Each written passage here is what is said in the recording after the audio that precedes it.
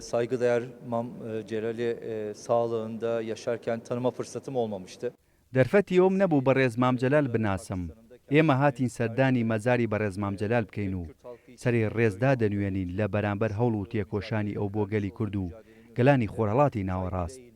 لە سەرەتای مێژوو هەتا ئێستا تێکۆشانێکی گەورە بۆ بەدیێنانی دیموکراسی هەیە. چەندین کەسایەتی ڕەنج و تێکۆشانی گەورەیان بۆ بەدیێنانی دیموکراسیدا. بەڕێز مامجەلال یەکێک بوو لەو کەسایەتیە پێشەنگانی کە لەو بوارەدا خەباتی کردو و تێکۆشاوە.